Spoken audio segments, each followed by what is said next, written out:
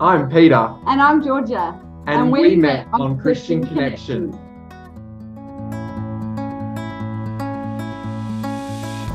Growing up in the country, it was a lot more difficult to, I think, find someone. So I was like, you know what, I need to go online and try and see, expand my horizons. And luckily I had a brother living in Sydney. I ended up coming across Georgia's profile, which was great, something even further afield. I was quite involved in terms of the detail that I had to put up. So that I thought was really great. I think I signed up initially for 6 months, and then I did a couple of rounds of that. Christian Connections had a lot of information you could write down, and you could really write a description instead of just like a few sentences like other dating apps. So yeah, I really enjoyed that, and it was like so easy to use. I had a pretty good idea of the type of person I wanted to be with. So for me, it was really just being myself, putting I guess my best foot forward, going on boldly onto the application, onto Christian Connection. Things included a bit of my personality, some interests, what I'm looking for in someone, my faith, different elements of my faith, how I am involved in the Christian walk in my church. And so I know the person I wanted to attract, I knew that I had to be myself and that they would get to know the real and authentic me. And I think who I was looking for, or what I was looking for, was someone that I think first and foremost loved the Lord. I had 3 different things, and I was like, they're going to be funny and laugh at my jokes, and we're going to bounce off each other, because I like to pretend I'm funny. You're pretty funny. You're pretty good. Someone who was pretty outgoing, down to earth. Something that I was really looking for, someone that was quite similar to me in that sense. I think someone that loved Jesus and that shared the same faith and the same, definitely similar beliefs to me. It really caught my eye on how he had described himself and how he described, what he did. And he's very good at putting things into words. He had a photo from when he travelled to Japan. He had one in his suit. Which I really liked. I did come across profiles with only 1 or 2 sentences, whereas Pete had a very full description, which I think was really, really awesome to find out. Yeah, I'm not a man of few words, that's for sure. So I waved. Give Georgia that credit. Yes, I waved first, and then he started saying bye, hello Georgia, and it kind of progressed from there. I actually had to do Zoom dates for 4 months because of the borders being all closed. So, we would watch movies together, we would cook dinner over Zoom together, I'd give him a tour of, my house, and he would see my dog and stuff like that. And I think we are thankful that we had to build that foundation through, through camera, I suppose. After 4 months, it was great to finally meet each other in person. And that we developed a strong friendship first. If the pandemic gave any reprieve to our lives at the time, we were in lockdown, we were inside.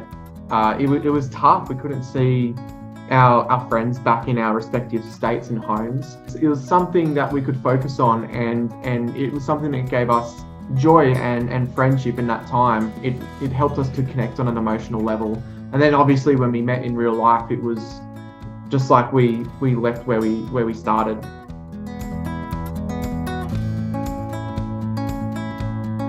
It was very, it was so good to give him a hug after all this time, and I think only seeing like this part of the body the whole time, essentially. It was good to check out all the features. It was good to see him, and I first got involved scootering, and I think we were scooter racing, and I fell off the scooter, and she nearly broke her ankle. Broke my shoe. Broke your shoe, which was quite a feat, literally a feat, no pun intended. And he still asked me to be his girlfriend. In order to get together with someone and to meet and get to know someone for all that time, not meeting in person, it had to take real guts and quite a bit of determination and a bit of persistence. But I just knew that she was, Georgia was easy to talk to. I sort of felt, I hope this is going to be okay. I've come over 1,000 kilometres to meet this person, and borders are about to shut again. I hope this is worth it. But I think, it's just when you're meeting someone for the first time and you're interested in them that, you could even be nervous. Yeah, no, I agree. And yeah, I think once that was out the way, I think we continued chatting for the whole time we were Oh yeah, it was like the first hour. I think for me, it was probably after a few weeks of Zoom dates. I know that's really weird to say, knowing that you wanted to be in a relationship with someone, even not meeting them in real life. But I was pretty confident, just purely based on the emotional connection, the personality, the interests, the beliefs that we had, our faith. But I think as well, like, we didn't become official until we met in real life, because we wanted to make sure that, every box, every criteria was checked. I'd agree. I think that's, pretty much the same for me.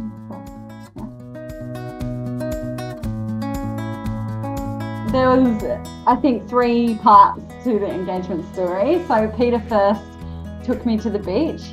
So all in all, he fake proposed to me twice. As a joke, which I found it funny. Some women probably might not. I gave her a ring pop, which is like a lolly ring. And we ate them as kids, so that was pretty funny. And then I took her down right by the Sydney Harbour Bridge, right underneath the Sydney Harbour Bridge, down in the harbour there, second time. And I gave her a hook, because that's what Mr. Bean gave to his girlfriend in the Christmas episode, and we both loved Mr. Bean. So it's 2 fake proposals. Yes, and then the final proposal, he picked me up. I was working from home and he picked me up. I was staying with his parents and he picked me up, and then he's like, oh, we're going to go have a photography session. And I was like, oh, okay, that's weird, but all right. I was using my brother for, surprise photography. I dropped the umbrella and then go around the corner. James is there hiding in the bushes. And I was like, James! And Georgia saw her. I was like, James, hide a bit more, please. But she saw him and was like, what the heck is going on? And then she turned around and I said, stand over there. I wanted to get the lighting of Zach being such a perfectionist. George is just there looking at me very quizzical. And I got down on one knee, got the ring out and proposed. And literally the photo says it all. Completely just not expecting, completely surprised. I'm very good at sniffing out surprises and everything. So I didn't sniff out that one, but I think because he did the 2 fake proposals. But the wedding was a beautiful day. I guess it really just resembled who we were as 2 individuals, and also as a couple. 2 individuals coming together and becoming one in the eyes of God. So had our faith on display. We had our pastor come across and led a wonderful ceremony. Sometimes I look back at the photos and I think, looks like out of a 1960s movie, our wedding. George's gorgeous long white dress, my black tuxedo. It was a great day, and I think it was a perfect day to start our married life together. Yeah, that was so great that we got opportunities to spend time with people coming over on the Friday and the Sunday.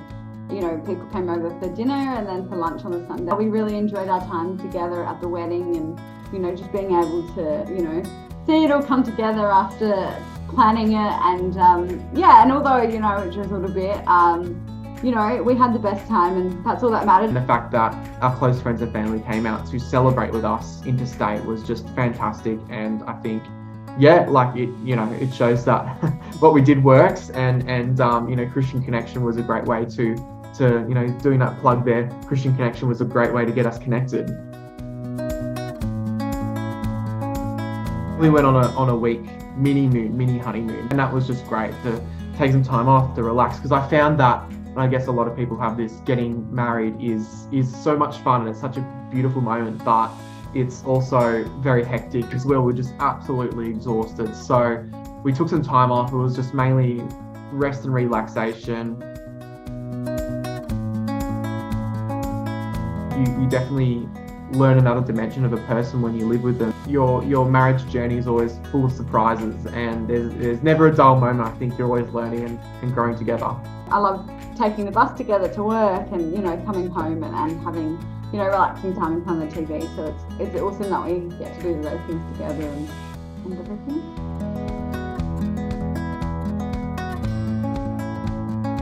Yeah, I'm gonna give the pretty, bold advice and say just go for it. Just be yourself and be confident and bold in who you are. I think that's the best advice. You only win hard and win, the most awesome person that you can spend the rest of your life with when you are vulnerable and you open your life up to someone and you be who you are to them. Yeah, you might need to talk to 2 or 3 or 4 people before you find someone that you truly connect with. But I think that, through prayer and through, just experiencing different things on the app and talking to different people, that you'll find that person. I was very blessed when I found Pete, and I think don't lose hope. There is a person out there for everybody, and the Lord's got a plan.